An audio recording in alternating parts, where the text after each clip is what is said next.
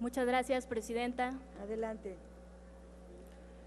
Estos días, quienes simularon diálogo y apertura a la sociedad civil se felicitan a sí mismos como si se tratara de una hazaña deportiva. Se dan palmadas en la espalda, entre ellos, mofándose de la dignidad de quienes desde hace 12 años denunciaron que esta estrategia de seguridad solo sembraría muerte. Su cinismo no tiene límites.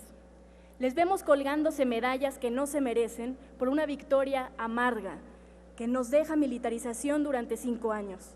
Desde la propuesta inicial se dibujó un Estado castrense, sin participación de las autoridades civiles y un gran desdeño hacia los gobiernos locales. Se planteó la militarización permanente a través de un régimen de excepción y de la creación de un cuerpo disfrazado de civil, pero con esencia verde olivo.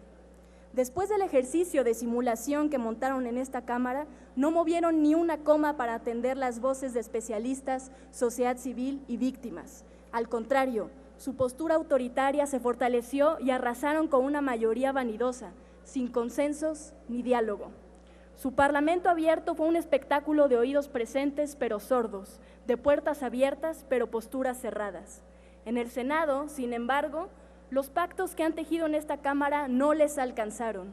Tuvieron que apostar a otras negociaciones y presiones para intentar hacer lo mismo que aquí, aplastar en la votación. Por fortuna, fracasaron al imponer nuevamente su voluntad. Se logró un dictamen que no eliminó los temores que se expresaron durante estos meses, pero, por lo menos, se dio revés al foro militar, a la formación militar de la Guardia Nacional y se puso una fecha de caducidad a los militares en las calles. El dictamen que hoy discutiremos, entonces, no es logro de los partidos. Su presencia y articulación es de reconocer, sin duda, pero si a alguien le debemos agradecer el contrapeso, es a la sociedad civil y a las víctimas de la guerra. Sus voces fueron las que a fuerza de incansable insistencia estuvieron en toda oportunidad avanzando los centímetros que el poder descuidaba. Estamos acostumbrados a que en esta tribuna solo se nombren a los partidos y a los políticos. Poco se usa como la voz de las personas que construyen cotidianamente desde sus espacios y mucho menos para reconocerlas por su labor. Gracias, muchas gracias, Catalina Pérez Correa, Alejandro Madrazo, Alfredo Lecona, Ixchel Cisneros, Maite Azuela, Paulina Suárez, Irene Azuela, Sofía Alexander Katz, Diego Luna, Tiaré Escanda, Lisa Sánchez, José Antonio Guevara, María Elena Morera, Edgar Cortés, Estefanía Vela Barba, Denise Dresser, gracias a Cencos, al día después, al Grito Más Fuerte y a México Unido contra la Delincuencia. Gracias, muchas gracias a quienes desde su propia trinchera levantaron la voz.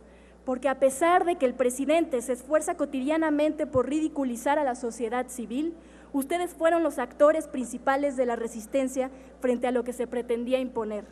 Sería faltar a la verdad y a nuestra dignidad no reconocer a quienes alzaron la voz en contra del monstruoso dictamen que aquí la mayoría y sus aliados votaron. Honor a quienes honor merecen. No dejamos de notar que simularon contrapesos que en realidad no existen. Ningún personaje de la bancada de la mayoría se atrevió a poner sus convicciones por delante de la voluntad del presidente, quien pretende darle continuidad a la guerra del narcotráfico, legitimando y empoderando a sus perpetradores, llamándola hoy guerra contra el huachicol.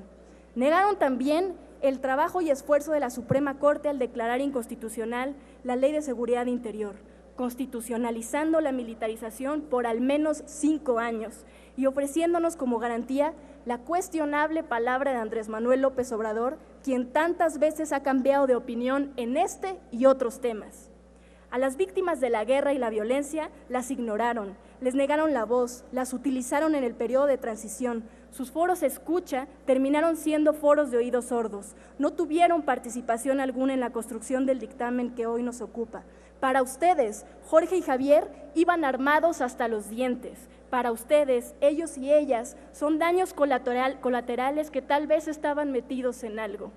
Para ustedes, Tlatlaya y Tanguato fueron un mero accidente.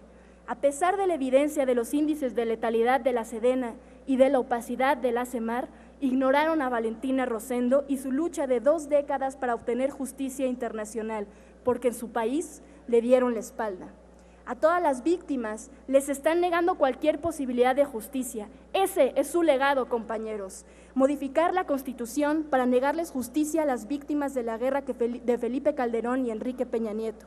Este dictamen no debe invisibilizar la discusión sobre el empoderamiento de las Fuerzas Armadas permanentes. Estamos ante un escenario de militarización de lo cotidiano y de las funciones del Estado sin precedente en los gobiernos postrevolucionarios de este país. Hoy por hoy, la CEMAR administra los puertos, que son nuestras puertas de acceso al mundo, función que anteriormente era competencia de la Secretaría de Comunicaciones y Transportes. Hoy por hoy, la Sedena tiene asignado presupuesto para convertirse en contratista y agente inmobiliario, para después convertirse en administradora de un aeropuerto. Hoy por hoy, funge como transportista de combustible y también de esta Secretaría Militar van a depender varios viveros claves para la implementación del programa Sembrando Vida. Este empoderamiento es contrario a cualquier discurso que enuncie la construcción de la paz. Es incompatible con la búsqueda de verdad, justicia y reparación, que es anhelo de las víctimas que esta guerra permanente e irregular ha causado y es abiertamente contraria al papel constitucional que les compete. Lo adecuado en las circunstancias en que nos encontramos como país sería investigar a fondo la responsabilidad de las Fuerzas Armadas en la perpetración de crímenes de lesa humanidad que han cometido desde el periodo de Guerra Sucia en los años 70 y en los actos de corrupción en los que han incurrido sus mandos. Compañeras, compañeros, que la aprobación de estas reformas a la Constitución no signifique el punto final en el debate sobre el papel que han jugado las Fuerzas Armadas en la vida de este país. Por el contrario, que el consenso alcanzado sea un punto de partida en la construcción de paz con verdad, justicia y dignidad. Muchas gracias. Gracias a usted.